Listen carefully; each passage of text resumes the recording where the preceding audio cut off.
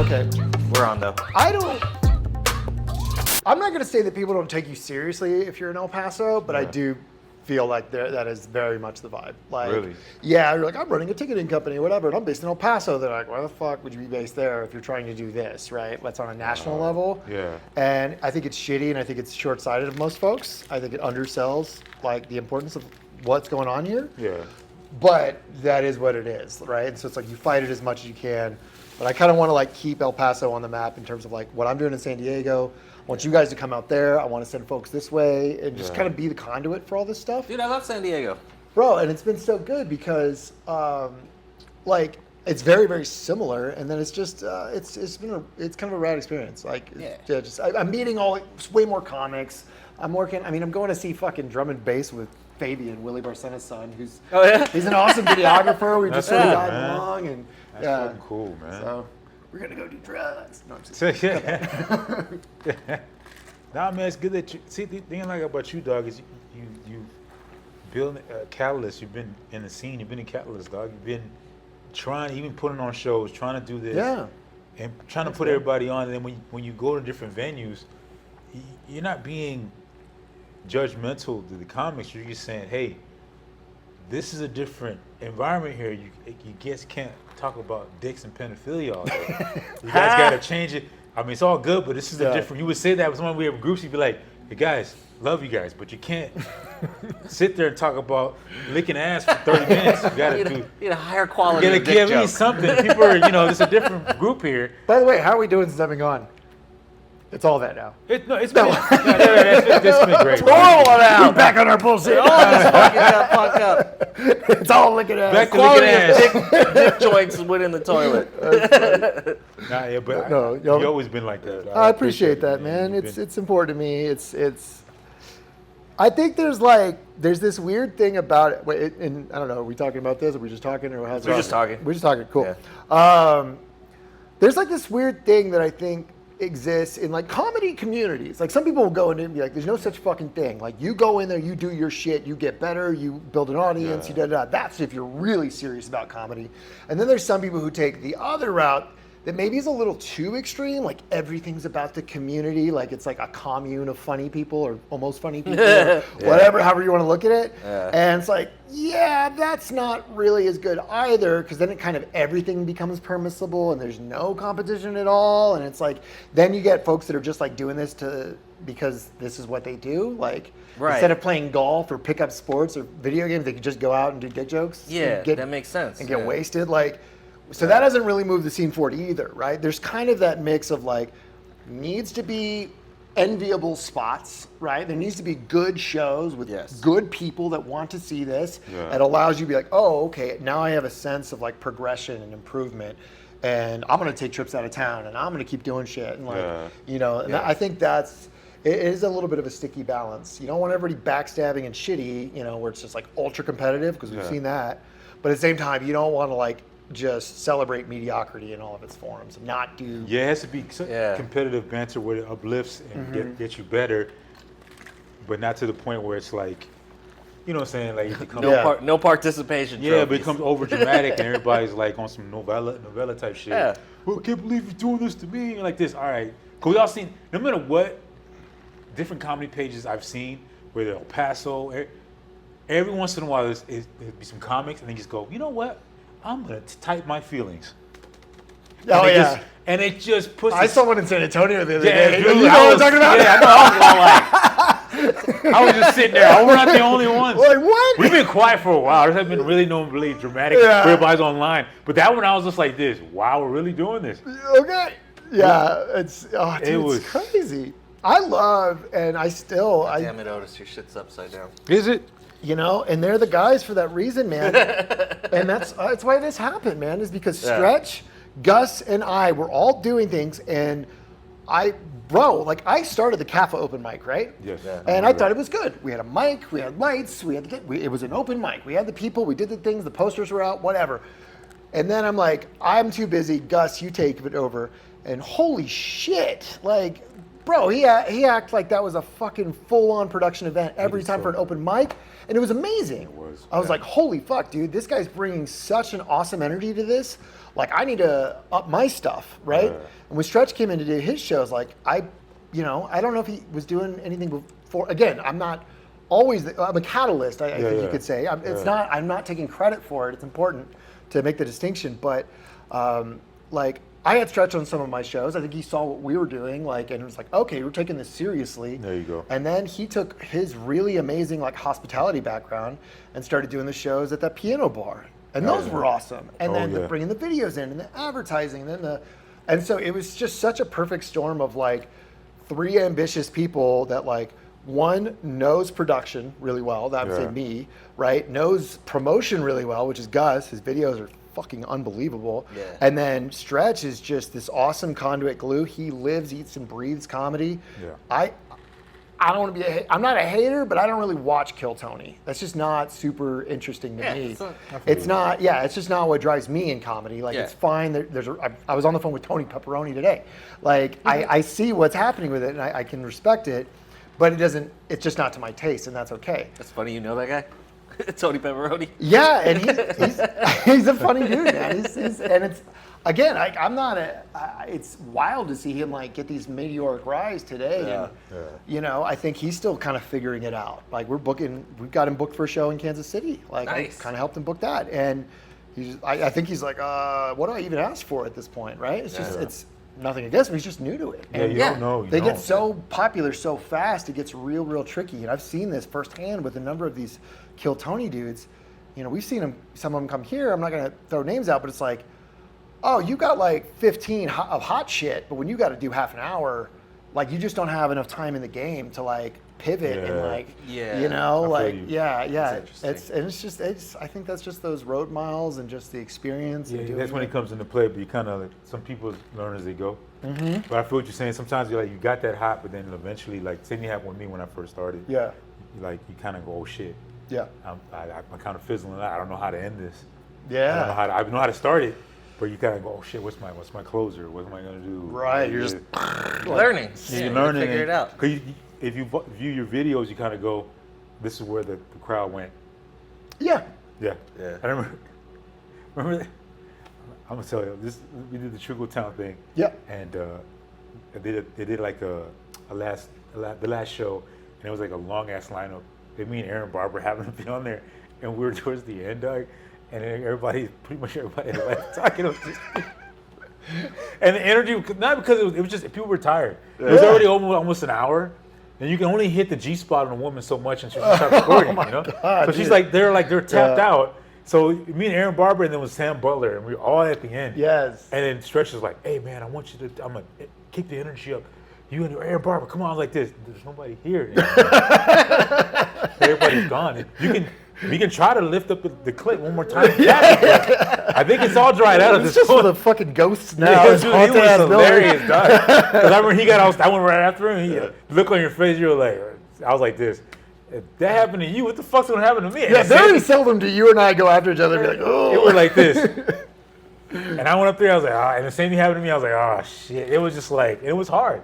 Because they were just tapped out. The whole 3 days of the Trickle Town thing, they were laughing. Everybody's at the end. He had all these heavy hitters.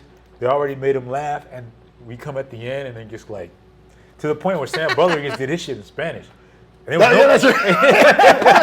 I'm gonna switch it up. And everybody, it was like one person who knew Spanish. The rest of them was like, okay. Everybody I was like, what's his name? Oh, it's so funny. I remember that shit though. But yeah, it's like you kind of.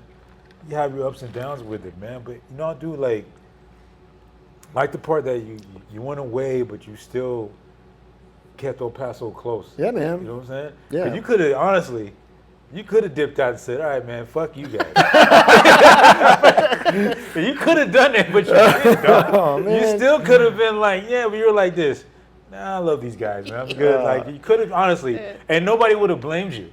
You know, I loved having, it was so cool having Javi and Anthony and Paul. They all came out. Yeah, that was rad. Like, and just being able to kind of see something different, right? And dude, people were stoked for it too. Yeah. Like, hell yeah. I think there was a lot of El Paso jokes during that set, and Yeah. you could just tell they didn't care. Like they don't know what that is. They don't. It just doesn't like. Yeah. It's because I've been doing this whole bit about how like San Diego and El Paso are the same, like border town, military, like high Mexican thing, like San Diego's just the Avatar 2 version of El Paso. Like, oh, these ones can swim. That's funny. But like, I mean, it's our teams too, like, right? The Chihuahuas and the Padres. Like, Yeah. it leads directly to it. Yeah, it makes sense. Yeah, dude. I've never been to San Diego, so I can't sit there. You guys have been there. I've never been there. It's similar vibe. It's not LA, I'll tell you that. Like, it is definitely bigger. It's California. It's got the beach. It's got that more laid back kind of thing. Yeah. But if you go to like National City, you could be like, oh yeah, it feels like an up version of like Segundo Barrio or something like that, right? Okay, like, yeah, or I think it's Barrio Lopez in something. I have no idea. There's a Barrio area in San Diego as Really? well, very, very similar to Segundo Barrio. Like, just, Is the comedy scene the same? it's bigger, right? Bigger? There's like 7 clubs downtown. Do they all have open mics there? Most of them do, yeah. Really? Yeah, there's a Laugh Factory, a Comedy Store. There's a club I'm working with a lot called the Yellow Door. Yeah. American Comedy Club. Yeah, there's a bunch. It's competitive. Yeah. Wow. There's a lot of independent shows going on all the time. And Yeah. there's some hitters, man. There's some really heavy hitters. And it's only like 2 hours from LA, really. Yeah. So you just pop down from LA. So LA guys come down all the time just to get more stage time. Yeah. Damn. So I That can makes imagine. sense. Yeah, it's super close. Yeah, because LA's tough, man. It's Oh yeah, because everybody. That's why I say like Austin and LA are kind of the same.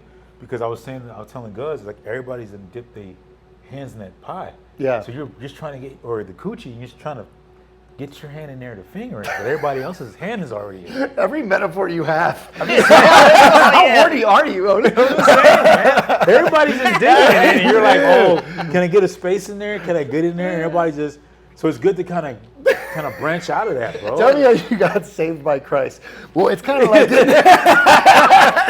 when you first put the tip in, like all the way.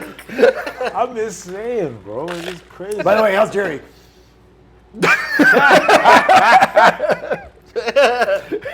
Oh yeah, he's doing He's good. good, he's good, all right, He's good, man. Like, I think somewhat I mean, you've been there since the beginning. The comedy scene on Paso was kind of elevated itself.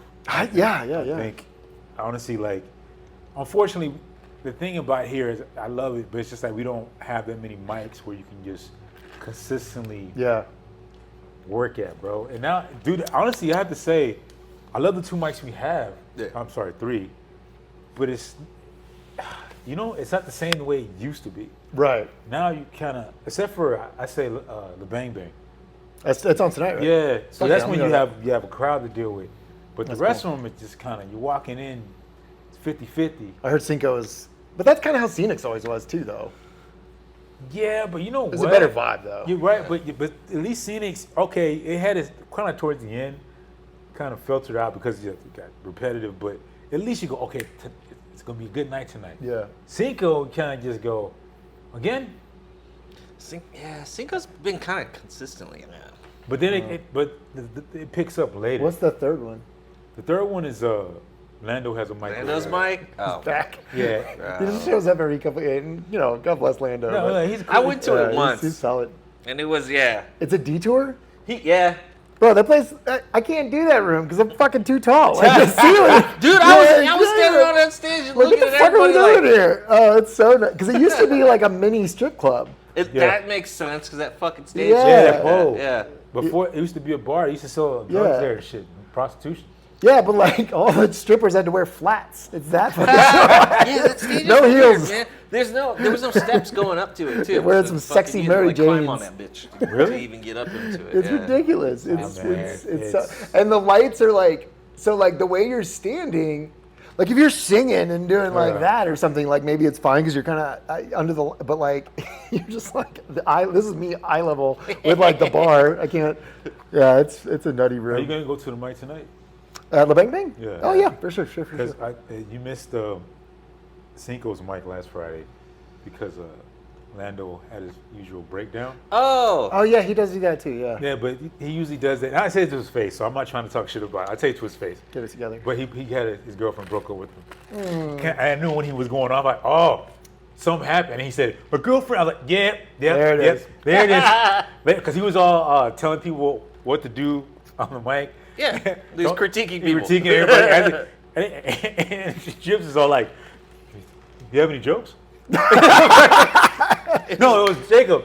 Jacob was like, well, do some jokes. He's like, I don't have any. James was like, be funny. Jibs is fucking name. So that did it right there. When somebody said that, he just switched into like angry mode, and he was just critiquing everybody. He went at Domingo with autism. He's all like, why are you always yelling all the time?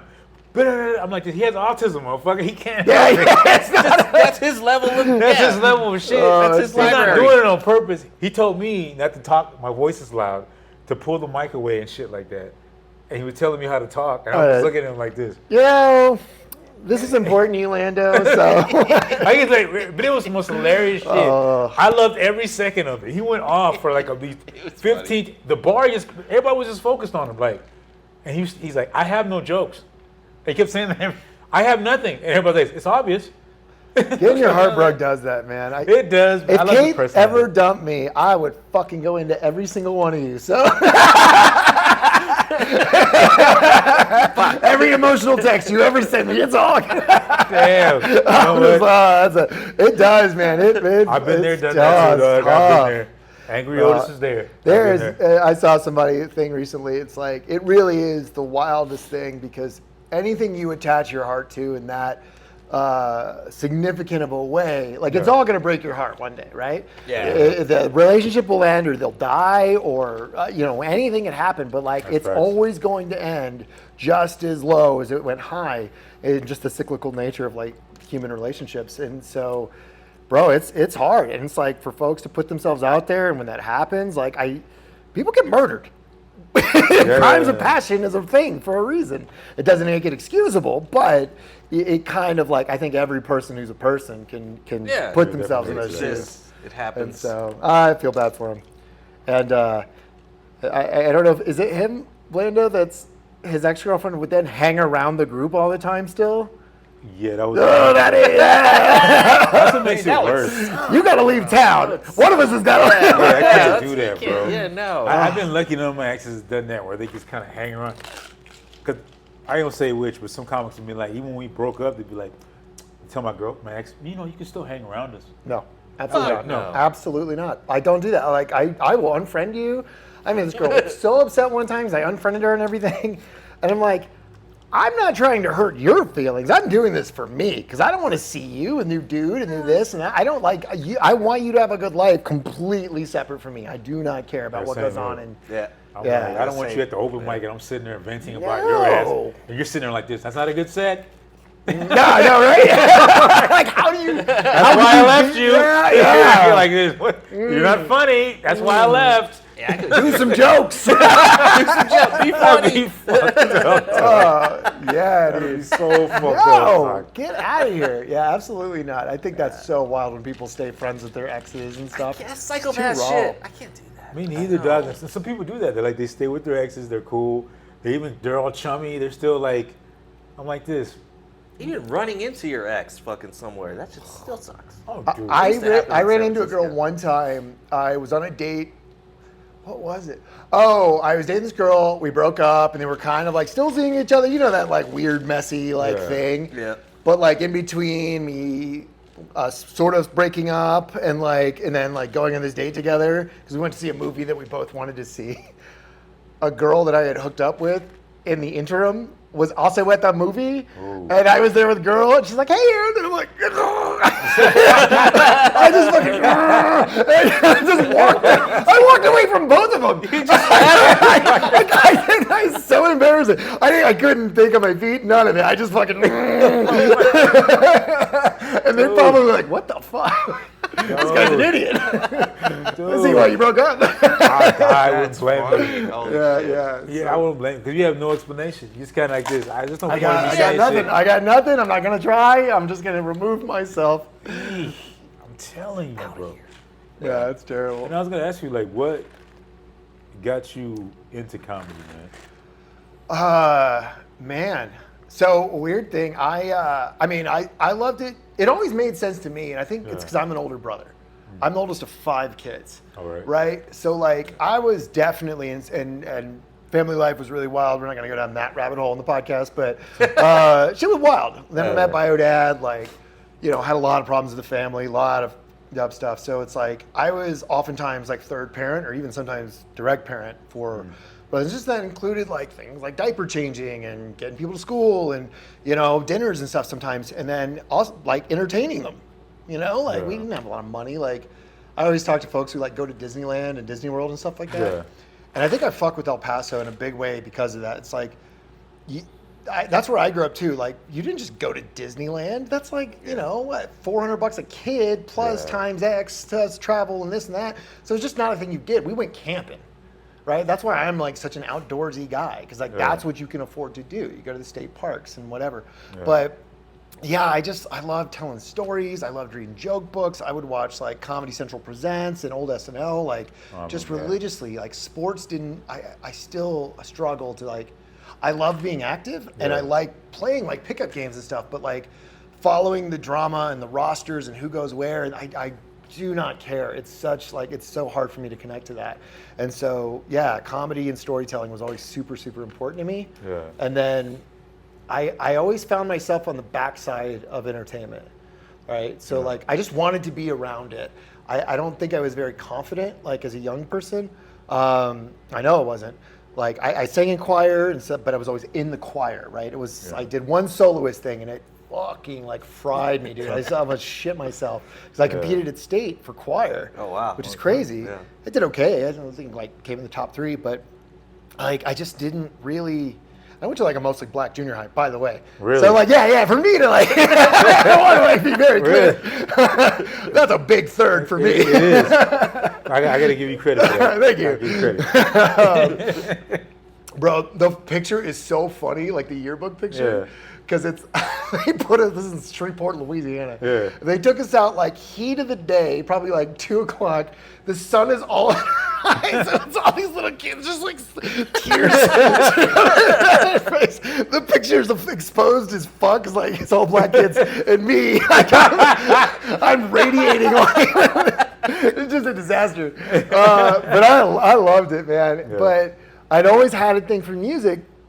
And, I ended up getting into theater, I did like 6 months of high school, straight up, honestly. I was so much fucked up shit with the family. Yeah. I got a GED, and I started going to college, and I got into the theater program there. So I was acting, but I was really good at doing the tech, lights and sound and production and stuff. And I got into helping a guy for like a battle of the bands, and he's like, I could use your help. I started running speakers, and I started working with bands. So it was like, I'm like 16, 17, working with not huge names by like the modern era, like not Coldplay type stuff, but like bands that were my Coldplay, right? Like Thursday and Hatebreed and like Atreyu and like I'm like listening to these guys getting into this kind of music and like I got yelled at early on. He's like, you're not here as a fan, you're here to fucking work. Like these are your coworkers. Cut this bullshit out of like asking them to sign shit or like, I love your man. You don't got time for none of that. That's pretty cool. And it was cool, because it like. That's what made me realize like this is a business. You know what I mean? Okay, gotcha. All the like glitz and like whatever, like the advertisements, the promo, the headshots, all that stuff's cool. Like big crowds clapping, all of it's great, but it's still it's the job's not done yet, right? It's so it's a very long way to get there. But that's what got me into like entertainment. I did sound and production in Austin for a long time. The economy fell apart. And I'd always missed it. I got into sales. I worked in the outdoor business. I worked at all these companies. But man, I just missed being around it, honestly. Yeah. And when my wife and we moved to Malaysia, she was doing rainforest conservation. I was doing like some distribution to different countries for these different brands. We ended up living like less than like half a mile from the comedy club there. And I started going, and then one comic, we were just cutting up afterwards. He's like, yeah, you should try this. And that was his fault, really. But yeah, I went up, and it just hooked into me, man. I don't even know if I ever recorded her. I did well to me. Yeah. right? I got laughs, and that's all I needed at that point. I was like, hell this yeah, is man. fucking awesome. And it's been such an amazing thing because everywhere you go, your people are already there.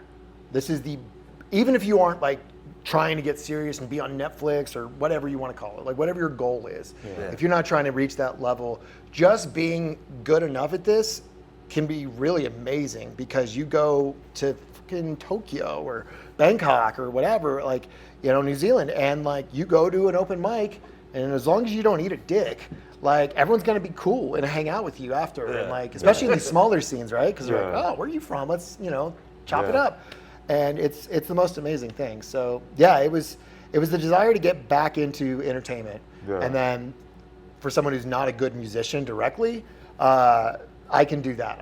I can make jokes. I can talk shit. I can do that, and that's what meant a lot to me. So your first time growing up was in Malaysia? Yeah, I don't think people can have a conversation and say that, dog. it's crazy. Usually right? you'll say it's in my cousin's garage or some shit like Right. that. And you're over here talking about Malaysia. How was that like though? It was. What's so wild to me is like being here and listening to everyone bitch about freedom of speech, cancel culture, blah blah blah. Like you literally will go to jail if you say the wrong shit in Malaysia or Thailand. Really? Yeah, you talk about the royalty, you like say shit against the government, you say stuff that like is offensive to certain religions, like, you can get arrested, and people have. That club that I started at has been shut down because somebody pulled some shit. It wasn't even like in the realm of comedy, not that big of a problem, but it was like some girl, she went to an open mic, and the joke was stupid. It was just like she came in with the hijab, and which we have girls that do that are hilarious. Yeah. She's like, I am a very I think devout Muslim girl, but I still know how to party, motherfucker. And she like whipped off the hijab and the skirt, and she had like a mini skirt underneath, and like, I mean, it's kind of dumb, like as a bit, but she recorded it, she put it online, and it hit fucking mainstream media. Oh shit. And then all of these other videos of other jokes that had been done there, because it was kind of seen as like a safe place to do comedy, right? Got out there, and the owner of the club got arrested. He was facing prison charges. And like, it was really sketchy for a while, but Rizal Van Gazel, and he's I didn't know if we got along at first. Honestly, he kind of had that tough, like, we're like close to the same age, but it kind of felt like dad, kind of, because he took it so seriously, and I'm just some dipshit who got started. But I saw him recently, and I went up and had a killer set, and he's like, you had that like, because everybody wants to headline their home club. You do, man. You do, it's where you start, and you want to like earn your space to be up there, because that's what inspired you to get into it. Unfortunately, I can't do that. That club's not around, but like just doing shows with him meant a lot to me, and it's really cool to watch him continue to like succeed and kind of You got to see your growth up, and as well, it's probably made him happy. Yeah, dude, I could see a lot of the guys I started with are like, some of them are working in radio, some of them one of them was in a fucking amazing movie. Yeah. And dude, there's some killers in Asia, absolute, because they know American media and culture, but they also know the like intricacies of like different cultures within these regions and all the little like religious and like these little touchstones and things like that. And it can be really fascinating to watch people kind of like mix. Oh, so they can just tap into everything. Right. Oh yeah, that's pretty cool. Marvel movies do better in like I think Singapore, Indonesia, and Malaysia than anywhere else in the world. Really? Wow. Yeah. The only issue with some comics from a different like foreign country or whatever is, from what I heard, sometimes even the Spanish ones, they'll look at comedians set in America and basically just take it verbatim and just do it in their language. I've heard of that. I've seen that. There's a French guy who does Seinfeld. I know that. Yeah, that's what I heard. When English, like, it's not just English fluency, but when English fluency and also like cultural awareness is at a high level, like it is in Singapore and Malaysia, that doesn't fly at all. Yeah, I remember one guy who I think does really well now, but like he did his first set and he's Pakistani, and he did bits that were Kumail Nanjiani's. And the host was like, give it up for Kumail Nanjiani. Like, just totally ripped his ass, like, for doing that. And so when people did that, I remember I made a joke about like, oh, gaining weight for a roll, like, you know, fucking like sushi roll or some dumb thing. And someone's like, no. A Malaysian comic was like, oh no, Pete Holmes or somebody had already done a very similar version of that joke. And I was like, bro, you know American comedy better than I do at this point. It's they have that level. They're nerds, man. There's some like comedy nerds they're really about it. Yeah, like there's sometimes they'll, as the person's doing the joke, another comic would be like, "Hey man, that's blah blah blah blah blah," blah. And you're like, "For real? Yeah, for word, man." That's always like, and you can tell with somebody just have the same frame of thought. It's not your fault. train of thought. We all have that. We've all happened. But sometimes you look and you go, "Okay, that's word for word, same mannerisms." You're like this, my man. You're not even. I saw someone at the comic strip, a feature, do that. Just like a whole. If like, you huge steal the bit. script, right, was one thing. You steal the blocking, you steal the angle. You know what I mean? Like, there's a difference between homage, right, and like filmmaking, and just straight up plagiarism, right? Oh, this would be plagiarism. Yeah, straight up. Like you can absolutely riff on a similar topic, right? Right. You're going to That's talk different, about similar things. I mean, you know, I'm 100% guilty because like the big difference of starting comedy somewhere else, so much of what works is going to be fish out of water stuff.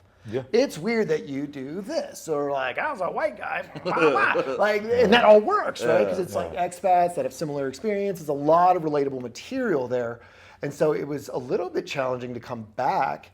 One, to be like, am I even funny in America? Because I've been doing this, you kind of get in your own head, but also like, I couldn't rely on any of that stuff, like, because I'm not special here. I mean, maybe like being a white guy in El Paso a little bit, but like. Who wants to hear that, right? Like, it's just the cultural dynamics. So are when so you different. came back, what was the first place you did? Laredo, Texas. How'd that show go? Yeah, it was good. It was fun. Like, it really, like, you know, they're a scrappy young scene as well, so there wasn't too many folks that really had experience doing this. Oh, so and so I came in guns blazing. I had yeah. just come off like doing Fringe Festival, so I cool. had done a lot of time. So I was super ready, and so they were like, "Holy shit!" And that's actually, did you meet Frankie? Or remember Frankie who came up and did Gold Label? The one who looked like I think he said he looked like a bisexual divorce attorney or something, immigration lawyer or something. It was so, I don't know what his name was. It was so funny. So Frankie, he's one of the big showrunners down there. Oh, okay. Yeah, Man. and so him, Rogelio, my man Sergio, he puts on a bunch of shows down there. I have. My wife's from Laredo, so I have strong ties down there, and they're awesome. Such an amazing city. I love the people there. Cool. Yeah. That's what I'm talking about, bro. Like, and then how'd you? Cause we're all doing the show at Vitola's. How'd you end up getting that spot? That was always Cigar Lounge, right? It's always been a cigar that. lounge, and they've done comedy before. I remember Long time ago. It's funny. We talk about Jerry Carnes. He actually, I guess, did it like back when they first opened. But it wasn't like you know how it is. Like I'm very big on structure of like the show needs to be a show. Like we need a whole acceptance of the room. We need everyone to buy in. I don't want people floating in and out. I hate hostage mics and shows that like people are just trying to have dinner and then all of a sudden we're doing comedy. Like I hate that. So I had like you kind of remember because I had gotten crazy busy with work. Right, and this Massive Ticks thing that I've launched, and I like had to take a step back from producing so much because Stretch was doing a lot, which was great. Some other folks were stepping up. I think Gus was doing a lot, and so I had to take it back. But I just still wanted to do something. So I wanted like a speakeasy, right? And I talked to a bunch of places downtown. I wanted a basement. I wanted it to be nice, you know. And then when I maybe Puga introduced me to them, I think it may have been, and because he smokes there a lot, and I met them and. They weren't the easiest sell because I don't know if it like went well last time or comedy's a weird thing. I mean, it's not anyone's fault. It's just it's timing. It's where they're at. It's where you're at. It's all those kinds of things, right? What are you bringing? And I had a real clear vision. Like I want comics in suits. I want like it upscale. Like you need to be a very solid comic to even be on this thing. This is not an open mic, you know. And they were on board. And the first few went really well. We've had a couple slower ones, I think, because of the summer and baseball and just like me moving, but I feel like we're getting back on track. And What's nice about it's like 35 seats. So it's like, even if that room's half full, it feels, Yeah, it it's a feels good right. energy, right? Yeah. And so no one's told me that like, oh, that one sucked for this, that, whatever. Everyone seems to have really good Because I think Pooh's experiences. room and the Neep is kind of the same. Yeah. Where it's kind of like small, but the laughter just bounces off the room. Yeah, and man. that is an orgasm to the comedian. Short, yeah, and it feels good. Yeah, Like, we have I don't like, I mean, I've never done a big ass theater. yeah. Never been lucky, but those small kind of, that energizes me more for some odd reason. It's Well, such a direct connection. Yeah. Right? I've done, I saw some of the guys did like a 2,000 seater recently, which is awesome. I've Yeah. probably done like 1,500 is my biggest. Yeah. But like, I don't know, that's a different muscle entirely, Really? right? Because I feel like it's not quite there, but like, did you ever do a Zoom mic? I did one. They're terrible. Like, Yeah, they're awful, bro. I They're did awful. one, and it was not good. So you get the benefit of like direct reaction to your jokes, but it feels a little more like you're doing it to like there's almost so many people, it's hard to like think about talking to you and then talking to you, and you know what I Yeah. mean? And I guess you can use the front row, but usually the lights are so bright, it feels more like theater than it feels like stand-up comedy in that like close quarters More like type giving a vibe. performance or something. Yeah. You're doing your jokes and like, and it's not to say that like it can't feel intimate or it can't feel directly connective, but I just think that's a muscle. It takes a lot of practice. And, Yeah, man. It's Yeah. weird when not getting It's them a because you slightly different animal. You're waiting for the laughs, so Yeah. you don't kind of get it. So you like, so your body doesn't know how to react right when you don't get. You know what I'm saying? It's like a dull, like a joke doesn't hit. You just kind of like in your mind, this joke was the shit. Right. But when you say it out loud, everybody's like, nah, that's not it. And you're Yeah. like, oh, all right. And you've been around, so you just keep trucking. But some comedians, I used to do it when I first started. I'd be like, then I put my head down yeah. because it didn't hit, so I'm like this. Oh. And hey, y'all, he's defeated. Oh, no, You get like, get him! And They smell fear. yeah, dude, some crowds are like that. It's like Mm-hmm. the blood in the water, dog. They go like this. Now we can break him. Yeah. Don't laugh at anything else. And Damn, that's interesting. I've seen that, but like, I've been a part of it where you're like this. Even the jokes hit, they're like this.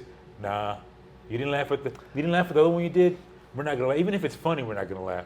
I think they can be a bit self-fulfilling for sure. Like if you have that, Yeah. I try to keep this idea in mind that like they want to see you win, right? Right. Yeah. But I'm also not like I'm not a combative comment. I'm not I'm trying to get, I don't want to say edgier, but I want to become more direct with my point of view, Yeah. right? Because I have a lot of jokes, like a lot of jokes, Yeah. But like I'm not forcing you to like get out of your comfort zone a lot of times. Like that's. I'm kind of the same way. I feel you. Yeah, but like that's something I want to work on, and like that's my next progression. Like every single joke I do, I want to like attach a very clear perspective and point of view to it, right? There you go. I got dog jokes, but like, what am I trying to say about why are dogs even important to us? Like, it's easy, they're funny and silly. The internet's filled with them for a So reason, when you right? say like comfort zone, you mean like building tension, like making. I don't it know more about tense? building tension, but like I want to put my actual thoughts more direct. Like we talk about dogs, right? Yeah. I think if you buy a dog, you're a fucking asshole. Like straight up. Like I think it's insane. Like, and I'm working more on that. Like, and I want to like lean, because I would always make it internal, right? Of like, oh, if you buy dogs, that's fine. I mean, I'm just cheap. It's like, no, fuck that. No, I am never going to pay for a dog. Yeah. Like, get the fuck out of here. They have them in like, and what's crazy to me is like people are like buying these like mixed up dogs. Yeah. Like it's a cockapoodle chihuahua. Like you made a mutt for $5,000, you fucking idiot. Yeah, Like, yeah. you could Yeah, just- That's dumb. it's crazy, That's totally dumb. right? Yeah, and so to me, it's like, what are you doing? And I think I'm gonna lean more into that. And it's like Yeah, you everything should. I talk about, I want to like be more pointed with it, and I want to make you laugh. Yeah. I don't want you to agree with me on everything or be like, Yeah. I want to kind of start talking a little more shit. And Yeah. I think that's a backwards way because a lot of people come into this talking nothing but shit and they don't know how to be funny. Well, we seen that. Yeah. Yeah. And so I think we all sort of like come into this our own ways and try to approach it like, I think if you're like a people pleaser or like a big brother archetype type, Yeah. you want everyone to have a good time. Right. I do hosting a lot, Yeah. So I want everyone to have a good time and I don't want to like, we want to keep this thing moving. Like, Yeah. no, I'm okay for things to stop. Now, I'm getting a lot more comfortable with like, we're going to stop. We're going to think about this. We're going to talk about this. We're going to crack it open. And then hopefully there's a big payoff at the end, and we'll keep Oh doing it. hell yeah, bro. You're great at that. You're really good at I'm- sitting in it and like, this is important to me. I got to get this out. You like it, you don't. Well, when you mop up managers for about 10 years, you get That- pretty much. 10 years. I don't give a fuck about people's feelings at this point. Did y'all have one of them theaters where like people? Oh, That's so what I weird. used to clean up. So after you do that, I'm like this. I don't give a fuck what you think anymore. I can't- really don't care. you can't hurt me. I'm like, I'm gonna say whatever the fuck I want. shattered and I don't really man. care. I don't care, bro. Like, I don't give a shit at this point. And some of you in here, I probably clean up after you, so fuck you. Like, I don't give a fuck. very Or I easy, don't like man. what you said. I don't like what you left. So, fuck you, dog. We're both in the same situation. Eat a dick. I know what you find is entertaining. Fuck out of here. Oh El my Paso's such a God. small city. I never say anything to you guys, but there's been times I've been to open mic, I'll be like this. I know that guy. Y'all gotta like. I always wonder if you work at one of those places with the theater things. Like, do you have to like sign like an NDA to like not mention who comes in? No, not one. Dude, if you want to, You start dropping names. Right? Get receipts, get honestly, if tabs. I was one of those guys and social media wasn't really popping off it, you get in trouble though. But the boss is like, no. But if I wanted to fucking just start recording, do some shit, dude, I would have went viral. Like, oh, fuck, whose uncle is this? Whose uncle is this? Yeah, it was Dio. I'm like, oh shit, look my deal. And I guarantee you, if I post, I probably got fired. But it would have went viral, and I would have probably got some kind of money out of it. Sued too, but hey. My buddy used to live like in an apartment complex that was behind like a porn shop in Austin. And every time he'd drive by, if there was someone walking out, he'd lean way out the window and be like, "Found anything juicy, buddy?" Just like people going, Dude, everybody has that little walk of shame when they walk in. it's so They always funny. walk a shit Oh, like it's that, so bro. weird, dude. The thing that got me is like when people would see somebody they know at the sex shop, but they didn't know they came out of the back rooms. So a dude would be like, "Carl, what's up?" Hey, and he'll, Oh, wash your hands! Oh, come on! I'm like this. Oh. Oh, he's like, "What's up, man?" Like, "Oh, man, Carl, man." Hey, I'm just over here looking at stuff for my wife. I'm like, he just got done in the back, bruh. When you dab someone up and it makes a hermetic seal, it's not good. You good? No, the shops in Japan are hilarious. So, you know, Almost, yeah. I went there with Josh. I went to, so there's like this big, giant, fucking insane place that everyone goes to shop called Don Quixote. Yeah, I've Yeah, been there. it's like 9 levels, and it's got everything. It's got like travel gear and and it's got a lot of cheap stuff, but it's also got like JBL speakers, like it's got Seiko watches. It's got everything. It's crazy, but they do have like an adult section, and they have the eggs. Did you- Yeah. yeah, Yeah, he brought back some. yeah. But I popped by an actual like adult shop, Yeah. like isolated one next to a train station, just purely out of curiosity, because like it's just so wild. It's just rows on rows and rows of like the pocket vaginas. Yeah. But like with different anime girls on it. And like I don't know anime well enough. So I'm like, I don't know if these are famous people or just like the idea of, I don't know, and tentacles and all that 9 yards. Yeah. But when you go to check out, I thought it was crazy. There's like a curtain between the person, and so you put it on the counter, they put it out, they put the receipt out, you give them your card or whatever, but you never make face contact with the person you're checking out with. Really? Yeah, Wow. yeah. So it's just They they're have that that shy here. about it. Nah, that's weird because it's the total opposite. You look dude right in the face and you go, "Really?" Just I've seen some shit. I don't say anything. I don't judge anybody. But I just be like this. This is gonna fit, bro. You really gonna try? Okay, hey, teach. Hey, we have a good bro. medical. You should slide out like a urgent care card with it in the bag. The porn section in Don Quixote, it's like a little curtain too that Oh, yeah, separates it from everything else. Yeah, like a little kid could just wander. They're not in as there. squeamish about it though. No, It's Yeah. it's not a taboo thing. Did you use your It's egg? just Did you get one? No, I still in the packet. I Oh, haven't used mine yet. brother. I heard it's good though. You will understand why the birth rate is so low. You're like, I don't need nothing else. Wow. Let's put some work in. It is collapsing, and the Tenga Corporation is purely to blame. Wow. Well, I heard in Japan though, like you can actually like rent a date. I've heard about that where you can rent a date, like you can rent a girlfriend. Oh, rent a girlfriend? Yeah. Yeah, for a They date. have that here too. It's called prostitutes. Well, that's different. The Japan ones are the non-fuckable. No, they're Yeah. not. Yeah. Yeah, but you get the chick that they dress up as the anime Like those Oh dresses, yeah, like those dude, short skirts. they're so awkward. Like it's very strange. Like there's just it's such a polite culture. Like Yeah. that I think I don't. Do you remember? Like we're around the same age. Yeah. And it's just weird how dudes are. Like I've seen like the millennials and then the fucking Gen Z and whatever the alpha kids are into. They're all super weird and conservative. It's really gross to me. Yeah. I was like, do you know how hard it was to get pussy in like the mid 2000s? Like, are you kidding me? You had to take a girl to Chili's. Like, Yeah, you had to put some work in, bro. You had to put work in. Yeah. You had to meet her like weirdly Christian parents, and you had to like fucking like gaslight her into like, no, you can still get to heaven if you touch it. Like, and then you had to do all kinds of stuff, dude. It was crazy. The Creed era of trying to have sex was impossible. Yeah. Thank God for like Dashboard Confessional. Like he's like, yeah, we can be, yeah. Like it was so insane. And then like it all became just weird cocaine and free love, like with the weird like indie sleaze era. And now they're all like about body counts and like completely undoing all the hard work that we put in to make girls want to, admit that they enjoy having sex. That was insane. Now you're like, oh, now you want to shame them into like not putting out? Like, what's wrong with you? Dude, now it's like to the point where it's just like everything's social media. And now the girls are like, all I want is sex. I don't really want a conversation. Yeah. And I'm like, where were you when I was? Right. I would love to just, hey, I just want to do, now we link up, it gets go online, go, okay, we're going to be this page, tap it, you look cute, and that's it. We're done. Those guys who are on the street though, like really going to girls, like, what's your body count? I want to punch them in the face. Like I hate them. They're just trash, dude. Yeah. That's like pretty what shitty. you're that desperate for what content? Like to just, it's so bizarre. It creates this disgusting like. But you know how it weird, is, dog. Yeah. I hate this because I do.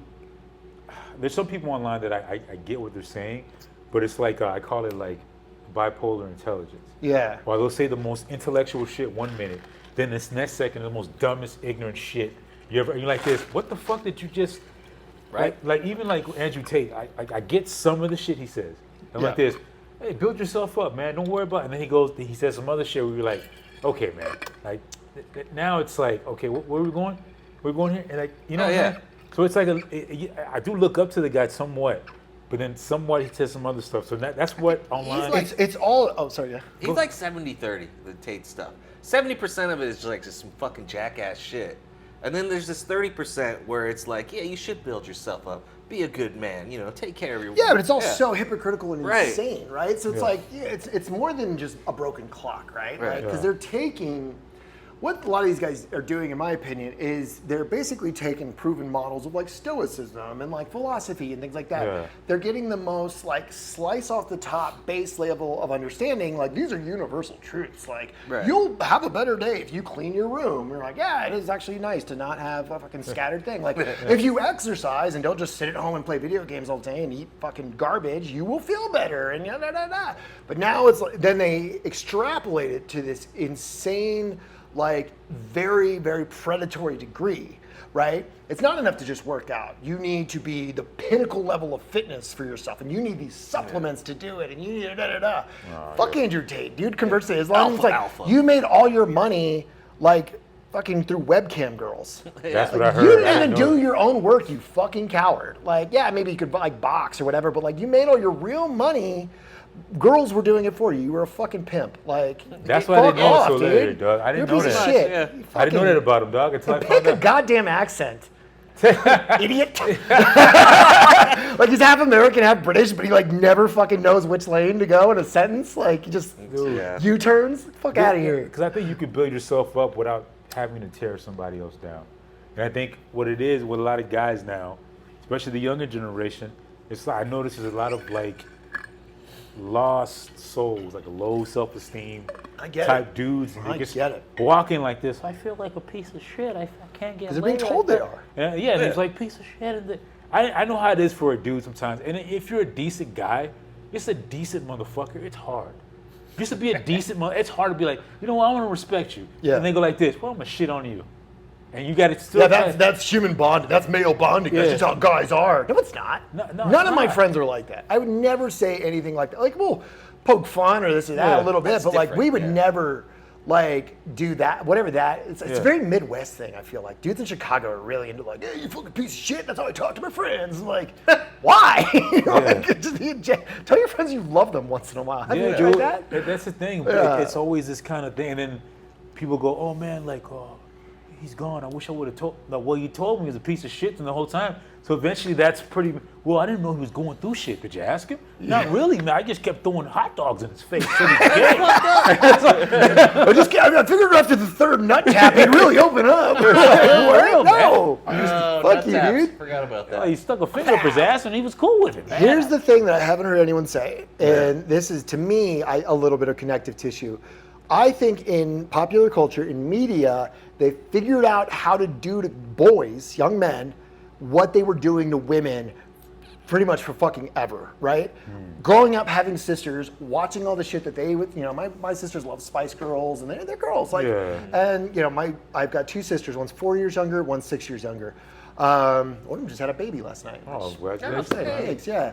But I saw all the fucking Neutrogena ads. I saw them like calling Britney Spears a slut on late night TV. I saw them like, oh, Tara Reid, she's out of control. Like it was insane. Like they were literally driving these young women, like basically barely out of the children's stage, fucking insane with the constant paparazzi, with the constant just like pressure of like, oh, she's a virgin, but she's a slut, and she's this and she's that, and every girl would see that, and every girl like internalized that about not being pretty enough, about being too fat, about being this, about being that.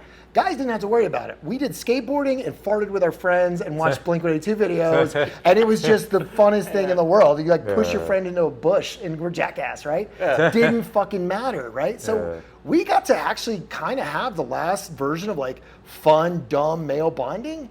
And then they're like, yo, what if we figure out how to do to them? We can do this to guys too. Make them buy supplements, go to the gym, buy workout clothes all the time, buy courses on how to be a fucking alpha, blah, blah, blah, blah. You bank on that insecurity. And so it's the exact same playbook in my view.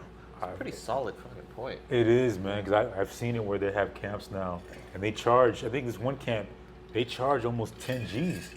Damn. For just it's an alpha camp. And it's the most homoerotic shit I've ever seen in my life. It's alpha camp, and honestly, like some of these guys are not even young guys. They're like guys are around our age dads. and shit. They really. Oh, I get all the dad stuff. And I'm now. like this. I'm looking like this, dude. You're already like almost like 40 and shit. And you're over here talking about alpha. I'm like, if you ain't already, you shouldn't have to be no alpha, but just be a decent fucking human being. Yeah, you have figured your shit out by now, bro. Yeah, I'm like, dude. Yeah. And this dude just yelling in their face, telling them about they ain't shit, and you got to do this, and they're on the campfire talking, and I'm like this. My guy, you pay 10 G's for this? For somebody to pour a water hose in your mouth while you're talking? That's so crazy. I don't understand it, bro. I mean, look, it's just hard. I say in society, it's hard to just to be a decent fucking human being. It really is. I think the hardest thing for a guy to do, anybody in general, just guy, female, to keep your composure in certain situations and be level-headed to kind of figure it out. Well, yeah, that's always a thing, for sure. Because all you need is that one instant where you just snap, and like you said, a couple of seconds can change your whole entire fucking life.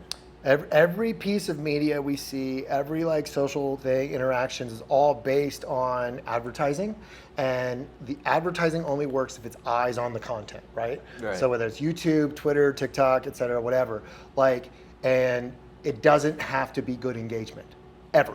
Enragement equals engagement. It's the same thing. If you piss people off in the comments, you want your like comedy promos to go big? Say some controversial shit, say some fuck shit, right? Make fun of somebody, have a strong opinion about somebody that really doesn't matter, but somehow gets people psyched up. Like, I mean, you've seen it. You're a Cowboys fan, right? How many comics make Cowboys gay jokes, like just when they're trying to promote a comedy show? A lot. And it's like, it's whatever. But it's like, we've heard the joke a billion fucking times. You're just kind of being lazy now. Have a new take or have like something. You know what I mean? Like, it's so weird to me that it's like, that's now the secret. And that's a lot of what Kill Tony is, and a lot of these guys are. Again, there's some amazing comedy in it. I know exactly where you're But they're like, if I say this thing that pisses somebody off, it's going to get attention. And it's like, that, oh, no, you didn't kind of mentality. And honestly, like, that's why when I went to Austin, I'm not talking down. Austin's a great place. But I noticed a lot of the comics that I saw at the open mic were just gearing up to go on Tony. And all their sets were most like, all right, what can I say? All right, dogs have AIDS. Or what if, it was weird topics I never heard before. Yeah. If you fuck an alligator but you don't wear a condom, is that considered it? I'm like, what? I was waiting for that one actually. And it was just weird. And I'm just like, but it's just, I'm like, I get it, but I'm like, yo, like, it's just like, everybody, instead of just going, I'm gonna work on some shit and like, this is my personal opinion, like, I'm gonna get better. I'm just like, what can I say to be the most outlandish, outrageous shit? So when I get on here, you know, I'm always really pleased when I see someone on Kill Tony or whatever, and it's like, oh, that's who that person is. yeah. You know what I mean? Like, it's very character based. It's all like I said, I was talking to Tony Pepperoni today. He's doing a really interesting thing that's kind of unique. But right now we've got, what's his name? No Breaks. Like doing it, and he's Just bringing his thinking own about thing to it. But it's just a little bit more like it's Greta Van Fleet, right? Yeah, you know them, yeah. like Led Zeppelin, yeah. So it's like they're doing their own thing, but it's very clearly like someone's laid the blueprint for you, right? That's exactly what it is. Yeah. Because that's what Jibs told me. Jibs told me Kill Tony likes more like a Batman thing, origin story. Yeah. You have an origin story, and it goes with it. Kill Tony, like, all right, you saying that, but this is who you are. Yeah. That's, I think, how it is. It's not you just saying outlandish shit to get a reaction. This is who the fuck you are. I would never be nervous to go on that show because even if I know I'm funny. If I somehow pick the wrong jokes or maybe because the crowd can be weird. I went to a live taping and it can get weird if you have a bunch of turds in a row. Like everyone's kind of losing their the energy in the room can shift dramatically. Yeah. Every comic that does this could have a bad set. Yeah. Right. Even their like regulars will you'll see them in the comments like go fucking ape shit on it, but. The interview is like a perfect chance. Like I started in Asia. I'm stoked to do this. I have a genuine passion for this. Yeah. Even if like I need work to do or I could improve that, like I'm stoked to do this. I'm stoked to be here, just be a part of this, and it's a really cool, like good, constructive thing. It's crazy to me when I see dudes kind of do well and then do not great on the interview, or worse when they bomb. And like, you can't just be an interesting person. You can't just tell me like what, you don't know how to even talk to a person. Like, I know nerves are real, but geez, it's like And you can tell Tony like genuinely likes comedy. Yeah, Like, the way he talks to I comedians, would agree with that. He genuinely likes the breakdown of comedy, and like you could tell. I I watched appreciate some that. of it. Like you could tell, like he likes when somebody has the punchline and the setup and shit. Oh yeah, when they're a good comic, he'll definitely point He'll it be like out this, and, and you can talk tell about he's it. like this. Yeah. Okay, bet. Like This is a shit medium recorded. I think there's no really other way to say it. Like, yes, there's been great specials. Like Delirious is awesome, right? Yeah. Like, Killing Him Softly, amazing. Like, there are great comedy specials, but man, I've laughed harder at a live show, at a smaller kind of a live show than I ever have watching a special, right? but specials ain't the same anymore. It's different. dog. Well, it's not just different, but it's just like that energy of like when it's like watching a movie and watching live theater. Right, And exactly. I think that's one of the biggest things about it is I feel like maybe this is totally conjecture, but I don't know, maybe back then people went and saw live theater more, or at least were around it more. Yeah. Most comics, when was the last time they went and saw a play, right? Or a live production of something? Because you watch people who are theatrical, like David Tell is very much a theatrical comedian. People act like he's like, hard nosed, like four on the floor stand up comedy. Absolutely not. He's doing wacky theater shit, and like his gestures, his blocking, like putting the recorders under the chairs, the surprises, That's very like theatrical, right? Yeah. And I think we're missing some of that. And I actually do appreciate that from some of the Kill Tony guys, the No Breaks guy especially, the way he gives stage directions. Yeah, that's funny. hilarious. What a good, smart, clever take on, and that makes him not just Dice, and I like Right. that, Nice. right? But I would love to see more of that brought to it, and that's what I strive to do more. Yeah. That's good, man. It's a different like a breath. I say a breath of fresh air that's needed, dog. Yeah. In the game, because I think specials, like I tell, specials ain't the same, bro. And not because I don't think comedy makes something slightly change. People don't have the attention span anymore, dog. No, They that's don't. You honestly, not too many people want to sit through a 30, not even 30-minute special, even an hour one. You think like the specials aren't the same, or like Yeah. the audience isn't the same? I think the specials are. Maybe the audience isn't the same. Maybe you're right. Because people don't want to sit an hour and go. There's times where I watch Netflix specials, dog, and you know how you like back in the day you see a special, you're into it. You're like, this is my favorite guy. I'm so excited. Now you're like, you don't know who this person is really, and then you kind of go like this, and when like 2-3 minutes in, you're like, all right. You're on your phone. Let me I get can really see that too, man. Because if you watch some of the really old stuff, the setups are like way, way longer. Yeah. And I remember watching it way back then, Yeah. and shit was hilarious. But I watch it now, and I'm kind of just like already getting a little fidgety, you know? Yeah. We're all used to Cliff Notes. Yeah, exactly. We're just getting the bangers, right? Yeah. So like it could be a minute and a half joke. So you take this 90-second joke and you just take it down to the fucking meat of it, which is like Right. 15 seconds. And that's what you see on TikTok. That's like, yeah. you're right. It doesn't take into account the reaction to the setup or like that kind of like ingratiating the audience or any of these kinds of things. It's just like punchline, bam, set up And punchline. that's why you honestly, I think you have to do crowd work. Yeah. Because now, like you said, you can't sit there and just put your jokes online, because then when people go see you, they go, oh, that's what you said on the TikTok thing. I was with Quinn Dale the other night in San Diego, and that That's dude's got funny. He's so funny. many jokes. He's funny. as He's fuck. he's just been doing this so long, and Yeah. he keeps writing, but he does so many short jokes and one-liners, and it's like Yeah. almost all misdirect. But he's really mastered that tone and his style in that version. And it's really impressive to watch. And but like before his show starts, he'll be like, "If you know the punchline, do not shout it out." Like they have to say that. Because of his clips. But they had to do that with Jeff Foxworthy back in the day too. Oh. You know what I mean? thought Because about you're it. doing one-liner or short structure comedy. That's 120 jokes you're having to do in like, Right. you know what I mean? A Yeah. show, if not more. It's hard. That's the thing. I think now, if you do specials, I mean, if I ever got a chance to do a special, I think I would have to shrink it down to maybe 30 minutes. 30 less. minutes is a fine special. Yeah. That's it. I wouldn't do it on an hour or nothing like that. I'd be like, look, this is what you're gonna get. Yeah. Hit you with this. I'm gonna give you everything I have, and you know what I'm saying? Because if you, like you said, there's no. Now most of some of the comedy, not all, feel like a TED talk. A little bit. It's like this. Well, sometimes my foot hurts, but sometimes it doesn't. Right. Sometimes my rectal, and you're like sitting there like this. Okay, are we gonna, nothing wrong with telling a story. No. Especially if the end's gonna be like, bow, you know? It was really wild to me when the reaction to Nanette that happened here, like in the U.S., that Yeah. Hannah Gadsby, Oh, okay. I know what you're right? talking about. Yeah. And I think it's a great special, personally, like, right? And it's like, let's get off this, like, women aren't funny or comedy or feminism, blah, blah, blah, Yeah, whatever, yeah. whatever. I don't think she was telling anyone, like, you should feel this way, you should be this way. She's like, this is my experience. Yeah. Yeah. Very, very clearly. And did it have some melodrama to it? Yeah, absolutely.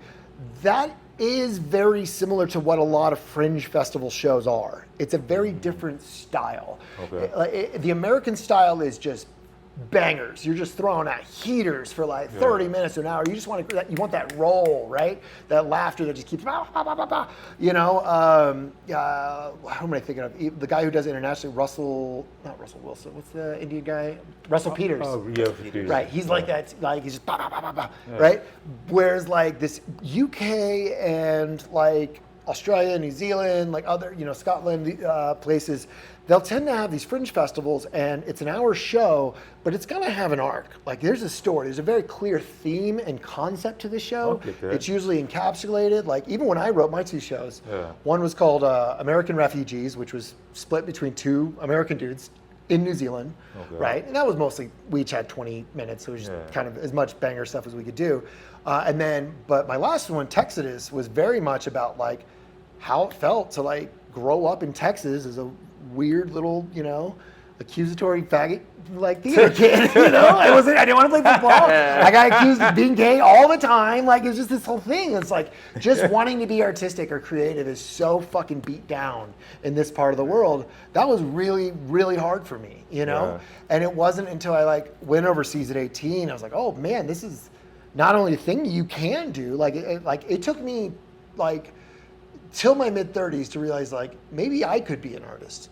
I have all these thoughts and creativity. Like I don't have to just try and be funny in conversation and be annoying, right? I can actually try and do this and like with structure and form and believe in myself. And so it's like, that's why I always think that like whole line of like, how long have you been doing comedy? It's like, it's such a weird loaded question. Like Yeah. some people get it in 2 years, right? Some depends. people are 20 years in, they're still doing the same shit, right? Like Yeah, it all it's really like, how long have you considered yourself an artist? How long have you allowed yourself to consider yourself a creative? Yeah. That's a very big hurdle for a lot of people, especially if you come from a place that does not reward creativity or thinking outside of like the norm, That's facts. So, yeah. But I think eventually, like, if you grow up like you did, or anybody in general would be like, you were suppressed for so long with your creativity. Then when you branch out, you just blow the fuck up because you were held back so long. So when you go, and then the people that were kind of like, yeah, you theater kids, they go like, hey man, is it okay? Can I come to your show? Yeah. Is that all right? Oh yeah. Is that okay? I like, yeah. I remember you called me a faggot. You bitch. It's that little reverse bell curve. Yeah. Not little at all. It's that like, oh, you're trying. You know, Yeah. how dare you try? And it's worse in New Zealand. Believe me or not. Really? Like, oh yeah, we love the fake it till you make it kind of stuff. Like we all have friends who are DJs. Yeah. Big things coming. You know, we all have that friend, and we allow it as a society. And we're like, all right, well maybe there is, maybe he's full of shit. You don't know. You give them the benefit of the doubt half the time, right? Where in New Zealand, they call tall poppy syndrome. Oh, you think you're big now? Oh, that's funny, because we were in school together. I didn't think you were that funny. You know what I mean? Oh, all the time. And so it's really hard for people to accept when somebody is doing really well and they accept that they are also doing well and they're promoting themselves. And like, I heard somebody giving shit to another guy because he started a Facebook page for himself.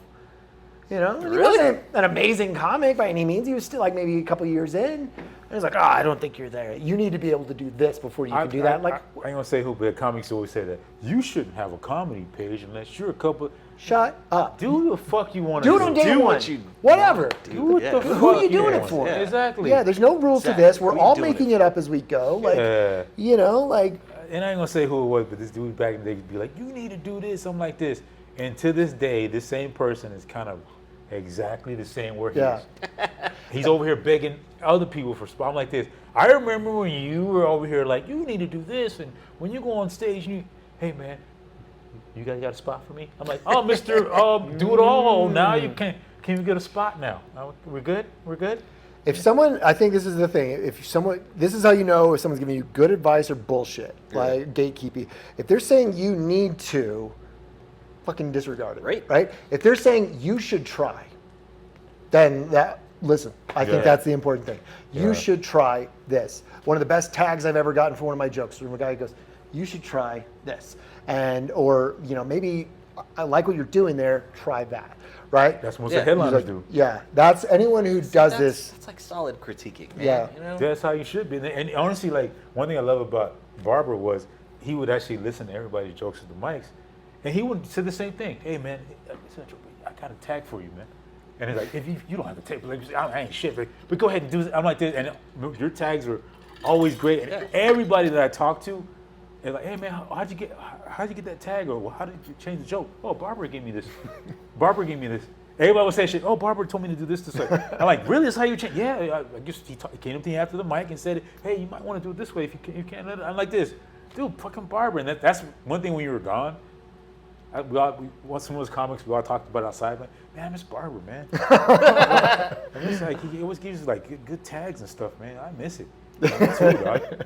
We'll start tuning in. Yeah, I've got a few from you. Yeah, dog. You helped out a lot of comics, dog. That's funny. And I love Nico. When we had Nico, it's not what you did the opposite.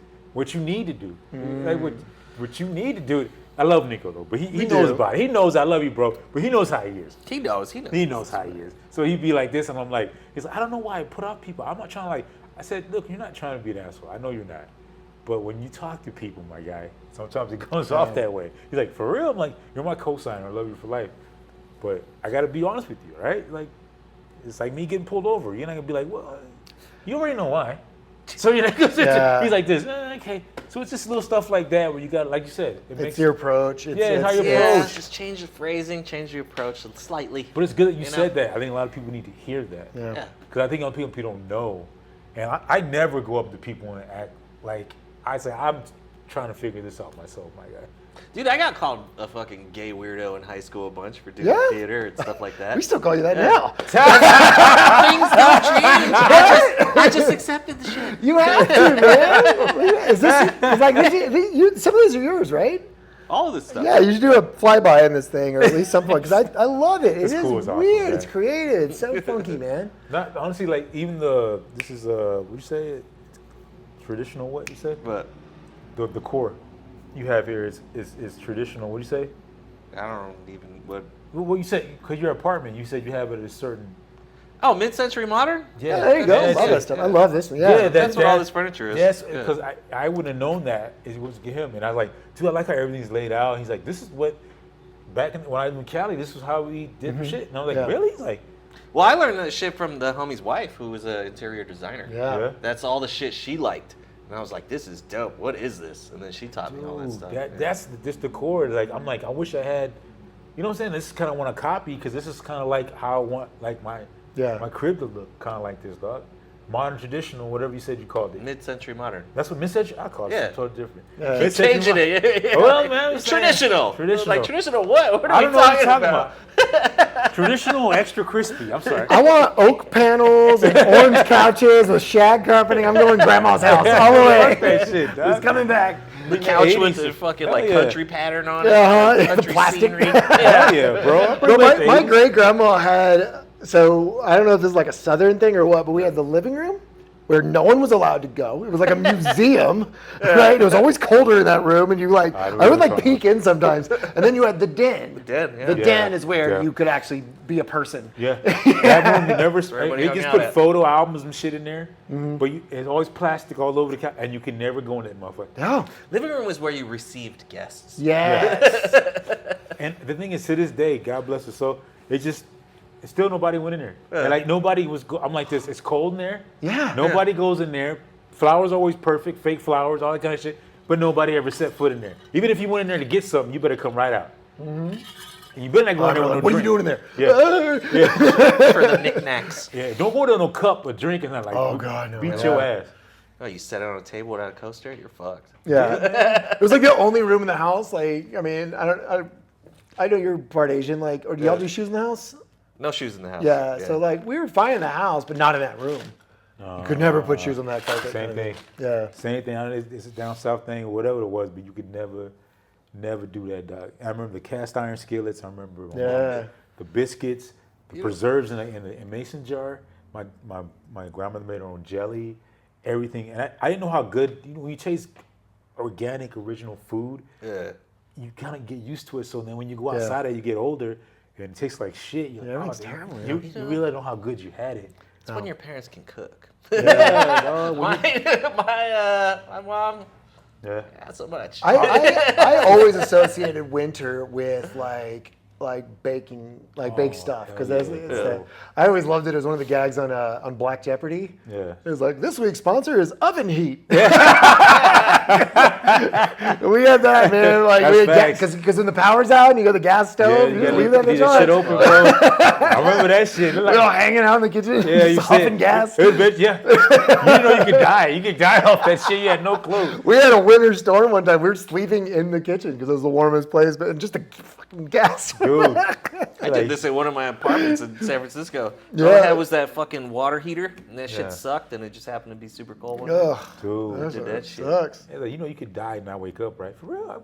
What? Good. I mean, we were making biscuits and sleeping. Good, man. Shit, I remember all that shit, man. Just growing up different. I don't mean like to sound like an old fogey, but even with my daughter now, I do love her to death, but it's like, I make a joke. I'm probably going to make a joke about this, but now that she's older, it's like, she tries to fit me into her schedule now. It's weird. I'm like, hey, you want to hang out? Right now I'm busy, but I'll fit you in like Thursdays from Dad. I'm like this. I wish when you were growing up, I could have just fit you into my schedule. Maybe I could have been a deadbeat dad or something and said, I'll fit you in when I feel like it. But I didn't do that, did I? She's like, well, yeah, you have to understand, Dad, I have a boyfriend now. And I never had a boyfriend before. So you got to understand it's going to be trials and tribulations. And if I have time for you, I have time. I'm like this, Trials and tribulations. Yeah, I'm like this, like, wow, bro. That's so funny. And I'm looking at her like, wow. And her boyfriend is really nice. Like, he's not rude at all. It's my daughter that's like, I'm talking to her boyfriend, like, hey, man. Like, babe, we got some place to be. Like, hurry it up. Oh, that's so funny. Hey, Mr. Hicks, I gotta go. I'm like, okay, this is how it is. This is how it is now. So being a dad is really, I love it, but it's like, damn, dog. No, you don't get. There's no super dad award or nothing like that. You don't get. You just get the gratification that you were just a good dad. Yeah. But you don't like mothers get all the flowers and Yeah. my mom and I love you, and they make songs about your. They have songs about mothers. Dad didn't have. I don't think one song. Papa was a Rolling Stone. That's it. He left. He left. That was it. Papa left. He Rolling Stone. You ain't got none of that shit. It's just as a dad, you just go like, I was a good dad, and somebody might believe you, and somebody might not. Korn has that one song about his dad.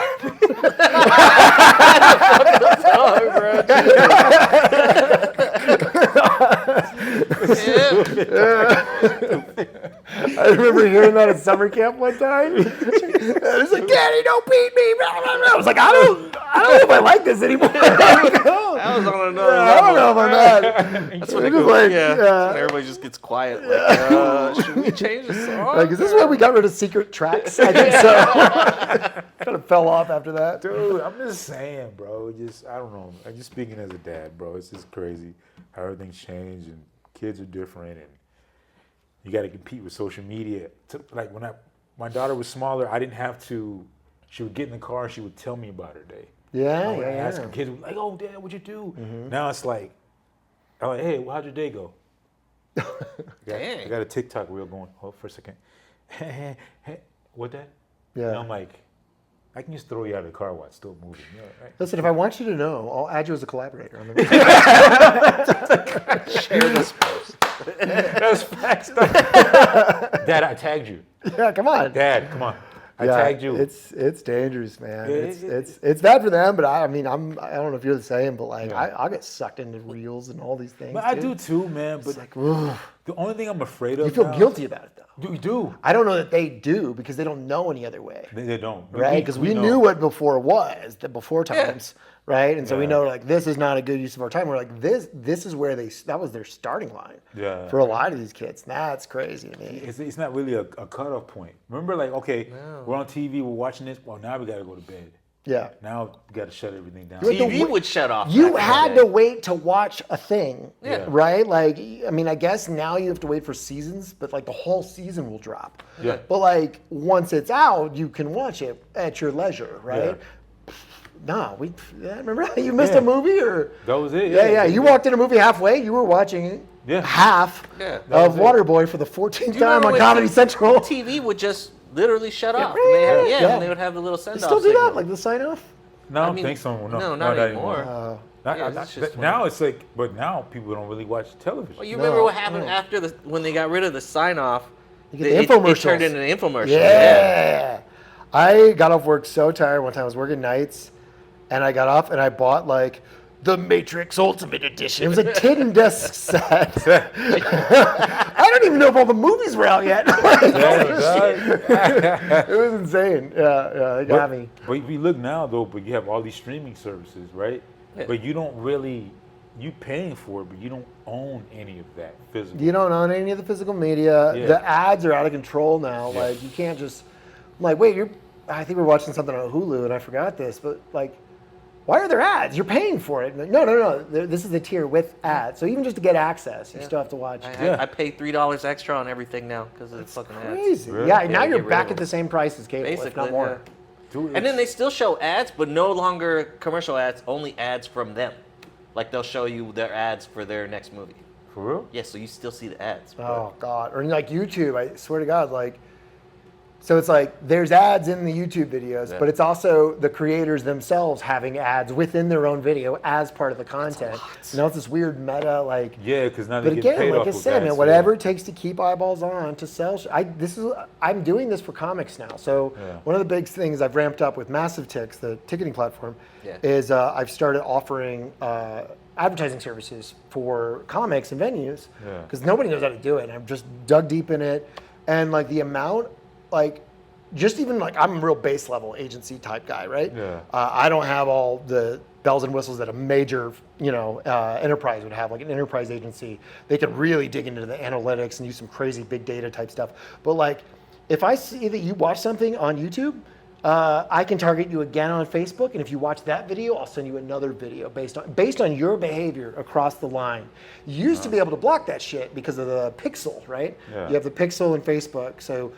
the pixel would go in your advertising, like whatever your ad is. Yeah. I'm sorry, it would shoot it off to whatever you're like, where you purchase, right? So ticketing, here's the ad, there's a pixel on the ticketing page. Yeah. If they see this, they buy a ticket, it goes boom, somebody bought a ticket, right? Yeah. It was like, but then it turned into monkey in the middle with like incognito browsers. When it says accept cookies, if you hit no, it won't see that. So it won't report back that you made a transaction. So it breaks it. But now they have server-side connection. So if you own the ticketing, like I do, right? You can put in authentication codes. So like it's going to track you the whole journey. Oh. So I know whether fact like you bought a ticket or not based off an ad that we served you. Nice. Right? Yeah. And it's crazy. It's like I feel like I'm doing a good thing in the macro of like getting people to see live comedy, supporting the arts. Yeah. But I also feel like an evil piece of shit because I'm having to like. Nah, but that's how this that's- works. yeah. If you're not Do doing that. it, what are you gonna do? Flyers? Like that's not gonna fucking work. Yeah. Like Not it's anymore. yeah. So it's crazy to me, and I work with a lot of older comics now that are like from kind of the heyday of the '90s and 2000s, and they were killing it in that club comedy shit. But like that's not what people are going out to see anymore. No. You know what I mean? That's not just your name does not have cultural cachet anymore. It's not just about relevance. It's the fact that you haven't uploaded a clip in the last 10 years. Yeah. You know what I mean? Yeah. You aren't like having someone repurpose your content for all these different mediums. And I mean, you see guys like Willie Barcena who could have easily fallen in that trap, but he's like, fuck that. He got his son, who's an amazing videographer, to like start cranking out clips. He records every show. You see new stuff from Willie Yeah, all the time. Yeah. I follow him. Yeah, he's always pumping up stuff. And it's paying off. Yeah. Like I see it in his ticket sales and things like that. So like I do a lot of his shows, and so anyone who's doing that, Quinn is the exact same way. He's amazing at Yeah, it. Quindale, I follow him on Facebook, and it's consistent. And the thing is, most of his jokes are racially based. Yeah. But it's just funny, like, because you can say whatever you want, but the shit is funny. Even if it's a short clip. He said he had one that he put up where he was like, if you call a certain race, and he had the microphone up to the shit. So he had, when you call a white person and then you get the voicemail, and then we said, when you call a black person, he goes, doo doo doo. I was laughing. I was like, and then somebody got mad at him at the fucking in the crowd. They're like, yo, watch what you're saying, blah blah blah blah blah blah. He's like, I grew up when people made fun of white people and nobody had a problem with it. Yeah. So guess what? I'm doing what the fuck I was like, that's what I'm talking about. dog. Watch it. He has a really impressive way of like navigating that. Like he does that perfect like line stepping. Yeah. Always like that Charlie Murphy line. He's a habitual line stepper. Yeah. But he knows how to do that and walk it back because he knows the crowd is assuming best intent. Like, Yeah. right? I will say though, his crowds are wild as fuck. It's like, it's like construction workers and AARP. But it's cool in places like San Diego because you'll like, you know, he's a racist. And then I'm like looking at the guest list. Vasquez, Dominguez, and like Ramirez, like, you know, black guys are walking up, Washington, like all this stuff, and like it's, you know, People are going to see him though. yeah, of What- course what they you are, think. because they Like that. get it. Like we grew up with that stuff, and it doesn't mean Yeah, like but- what is your intent with it? You know what I mean? And there are comics that I'm like, I question their intent very much so. I'm not gonna name names. I work with someone, but I have concerns with some like, where is this really coming from? Because I feel like, because I've seen some of the people at these crowds, I'm like, no, you are in some organizations that I damn, do not like support that. in any way, shape, or form, for sure. But you know, so I think that's the dangerous thing is like, how far do you push before it tips over? And are you proud of what you're doing? Are you doing something that's bringing a net positive to the world, or are you just kind of like roiling some shit up that like is not going to be good for somebody in the long run? You got a point know? there. And also, like, I think now it's like asses and seats. Yep. That's what counts. Yeah. It doesn't really matter. You could be a funny individual, but when we talked about with Buck D brought up Buck D. something. I He love brought Buck up D. something when we went to Albuquerque. He said some of the realest shit. He was like, well, technically, I'd rather be a semi-funny motherfucker and fill up a room with seats than be a hilarious motherfucker and nobody come see me. Yep. And I was There's like a lot of those dudes. And I was like this. He got a point. Solid point, yeah. Yeah, he's like, because he said some people want to get out of their city and try to become something. And sometimes you can't. Like, I'm not gonna go. Sometimes it just if you're from shithole Alabama, I don't say it like that. All right. already If you're did. from like grass is greener. Montgomery. Yeah. I got a Biloxi. Yeah, but I ain't gonna say it like that. I got But a grass list is for greener, fucking North Dakota, and nobody knows. It's a small ass town. You have to get out and become better. Yeah. But if you like, okay, he was saying like, if you're not really popping off when people don't know you in your own city or you have some kind of a name, but then you try to go somewhere big, they're gonna be like, okay, then you couldn't pop off in your own stuff. So what do you think you're gonna do here? Where other people are doing the got a same, point, yeah. doing the same thing. So it's gonna make it even more difficult for you. I ain't saying you can't do it. I want to be really clear. Like I have my like thoughts about the Austin comedy scene like writ large. Yeah. But overall, like there's some amazing comedians there. Oh, yeah, There's yeah. some incredible rooms there. I mean, I say whatever you want about Rogan or this or that. That room is like scientifically tuned to be perfect for comedy. Both rooms are phenomenal. The acoustics on it, the design, everything. And I've been going to that. I've been in that building in 6 different iterations, I think. Yeah. I went to the Ritz when it was a punk rock club. It then became this kind of shitty bar. It then became like a pool hall, I think, at one point. It was the Alamo Draft House for years, and then it showed. And now it's a comedy club. And dude, frankly, like I think this is the best iteration of it.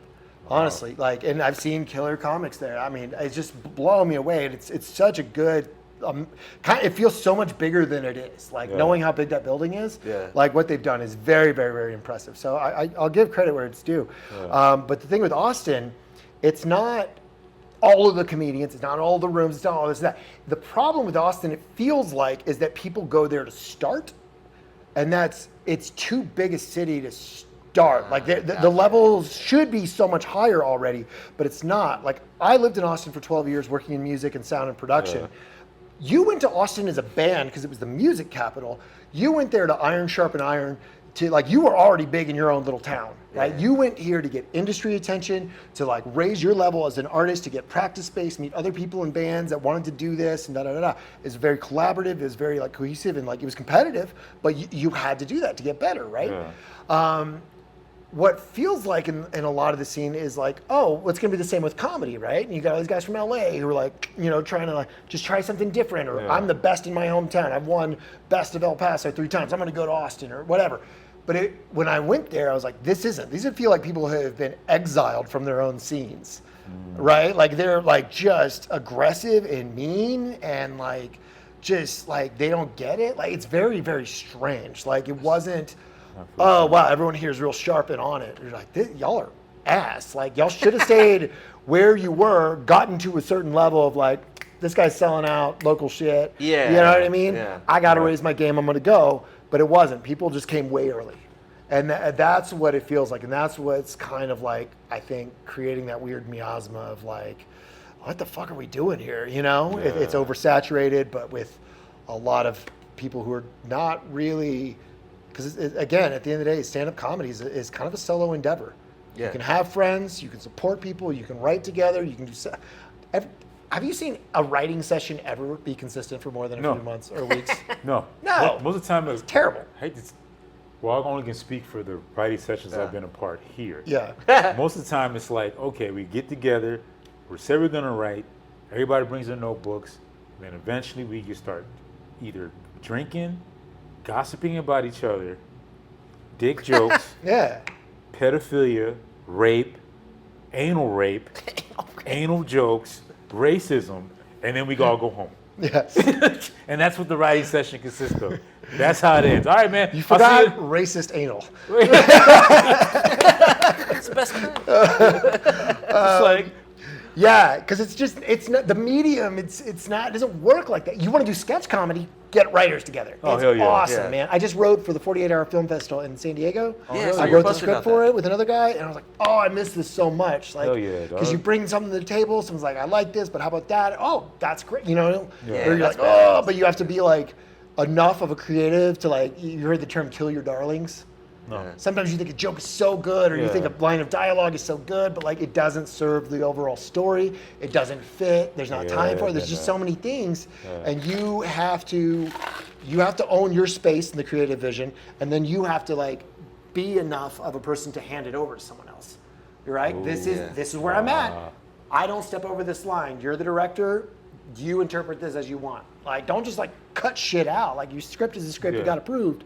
You know, like there's a little bit of tweaks here and there, that's fine. But like, you can't just be like, no, I decided, and instead of them breaking up, they're gonna stay together. Right? Like, no, you can't do that. Like, because that's not your vision. Your vision is how to tell this story that we've all decided on, right? Yeah. And you have to be okay with people saying, we're not going to have time to fit that. That doesn't serve the story or whatever. Yeah. And that's the really cool collaborative nature of it. Stand-up's not built for that. No. It's not. It's your point of view. Yeah, it's your thing. So you've got to stay locked into your vision and this and that. And that's what's really tricky about it, because like, how do you tell someone? You can tell them like stagecraft, you know what I mean? You can tell them like, oh, maybe try this and not that or whatever, but like, you can't tell someone what their vision is or what they're trying to communicate. Especially when we're on the stage, because really all is you, and then you try to have a perspective on what you think how life is. Yeah. And you try to bring other people into it. Yeah. And that's basically what it is. You basically got to be like, not saying fuck the audience, but you got to be like this. Let me take you on this ride. Right. And whether you like it or not, you're going on it. Yeah. But I don't care. You're gonna go on here, and then you might like it. But just give me a shot. And if you don't like it, you're more than welcome to get on. But the thing is, you try to keep as much people on that ride as you can. You just don't want to everybody gets off and you're just on one person on the roller coaster you're at. Yeah. I'm having a good time. Yeah, you by yourself, bitch. That's why. You that's funny to me. Shit. So yeah, it's like that, bro. I think and whether it's movies or skits or whatever, it's kind of the same way. You just kind of have like you said, have a vision. And the thing is about that, what you said, just having to give your vision to somebody else to control. But hopefully you have kind of the same, but they can add something into it. A lot of people's egos won't let them do it. They won't let them do it. Yeah, I mean, the comedy's like that. Filmmaking's different, though, because you have to follow that kind of like hierarchy, or this project's never going to get made. You ever heard of the director Alan Smithy? No. He's one of the most prolific directors in Hollywood. Thousands of films under his name. It's not a real person. When a writer or director doesn't like the final product, they can say, take my name off that shit. And it'll say directed by Alan Smithy. Really? It's like a John Doe. I didn't fucking know that. Happens all the time. Damn. Look up Alan Smithy, and there's I think Dune, the original Dune had Alan Smithy on there at one point. Did it? Yeah. Wow. David Lynch one? Huh? I think so. There was something Smithy about it, because I think originally, I don't know if it was the writer or whatever. They may have changed it with the weird cut. That movie's a fucking mess all around. I love it, but it is a mess. I love it too, though. It's a fucking that happens all the time, man. And it's kind of the nature of it, right? And it could be the production, it could be the studio saying, oh, we want to do this and not that, and they chop it to fucking shit or whatever. Like anything could happen, right? But now I think with everything that's happening now with AI and all the stuff and streaming services. Sometimes they don't need the studios. You'd be like, I'll put this together, I'll shop it around and see if somebody takes it. Yeah, that's a lot of that. That's a lot of the proof of concept stuff. You know, everything is proof of concept now. Yeah. Sometimes you just make the whole thing and you sell it off. If you think that Netflix is making all these comedy specials, you're out of your fucking mind. Yeah. That's not how it works at all. They're making the big ones, like the live ones with Chris Rock and all that. No, I know like 3 different dudes with Netflix specials, and all you have to do is shoot a special. You have to use their cameras. You have to use their audio standards. You have to shoot in their format and like codecs and all this and that. Yeah. If you do all of those things, which Anthony Austin Brown, we made sure to follow that list to the T, right? If you have all those things and like X amount of ticket sales, like whatever it is, they have a formula to it. They will buy the special from you. Wow. And it becomes a Netflix property, essentially, depending on your contracts and this and that. Yeah. But yeah, the people I know that have Netflix specials and they came out, they recorded them years previous. Wow. Yeah. They'd already toured. They're already on another touring cycle of a completely different show, and they just sold like their first one. Yeah. Wow. Yeah. So like that's usually how it goes. I didn't know that. Most of it, a lot more of it is like self-produced or produced through, and there's groups and production companies that like have every intent to shoot this to sell it to someone, right? Yeah. And then some are like doing it enough where like they kind of have a pipeline going for distribution. But yeah, it's. I think people think that Netflix is just helping people produce this thing. Like, I'll get the attention of Netflix and they'll produce a special for me. No, that's not how it works. Wow, because I think so you basically got to bet on yourself. Yeah, absolutely. Which anything in life, a bunch of their shows are like that too. And then you just got to shop it around, and if nobody takes it, you just put it up for yourself. Correct. Ah, shit. That explains a lot. Because a lot of comedians, I'm like, damn, bro, like, you should be. Have you ever met a comedian? You go, man, you should have a special already. Yeah. Like, you're just fucking that good. They're like, I'm trying, but nobody's picking it up, so I got to put it on YouTube for everybody to watch. Yeah. And it's like, damn, bro, but I don't know, comedy is, man, I love it. I don't regret anything I've done in it, but it's not for the weak.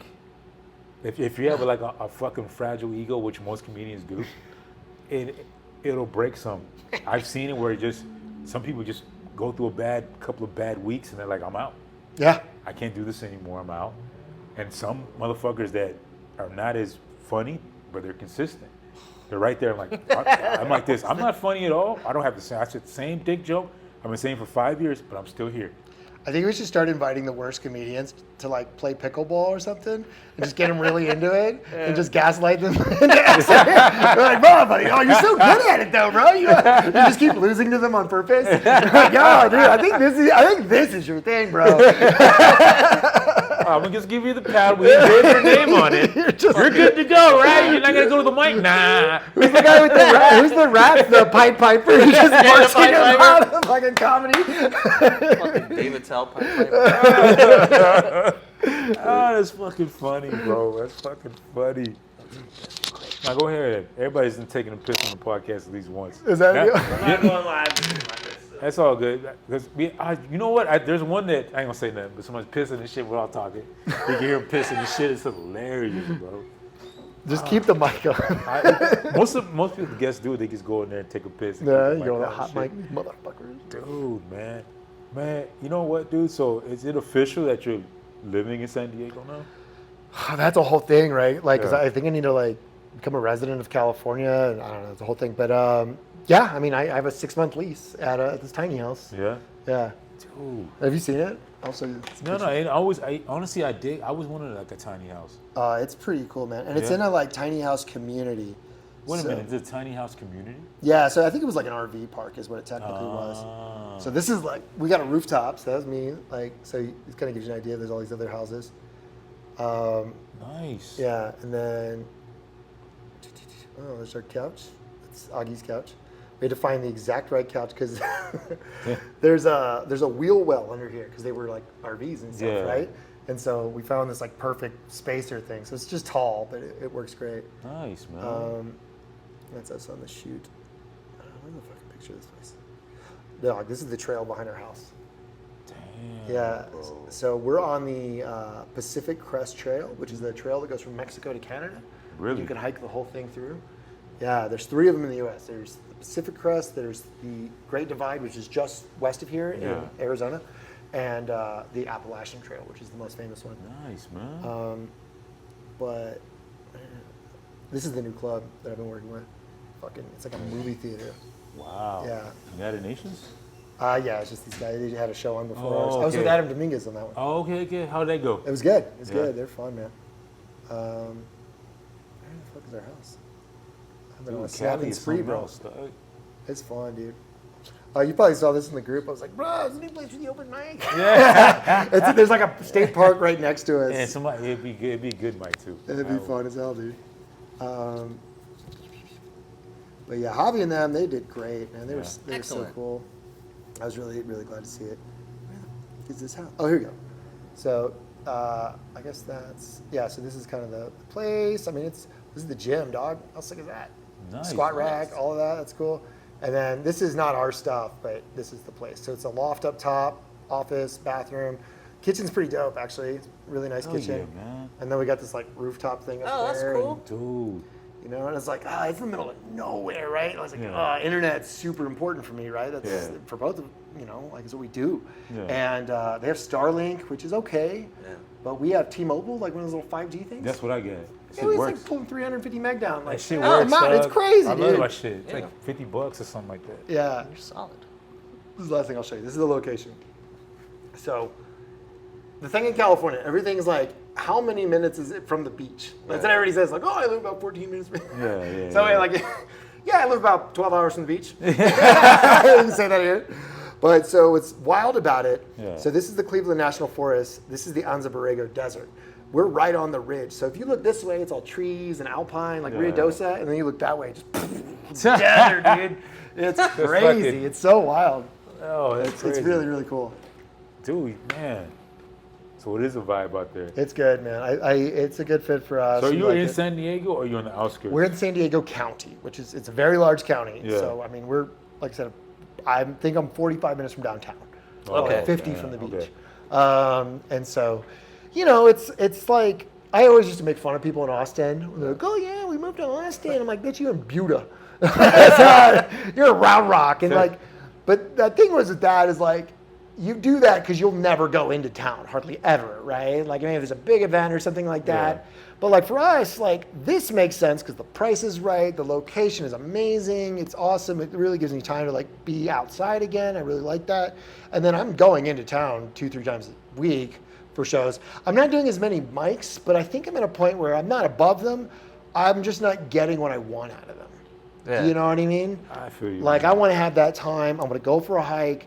I love writing when I'm doing something, whether I'm on the bike or I'm walking in the woods. Like I'll think about my jokes and structure and this and that. And I do way more better work that way than I do just trying to shove it in 5 minutes, you know? I feel you. Like, yeah, so that's always a thing for me. Damn, bro.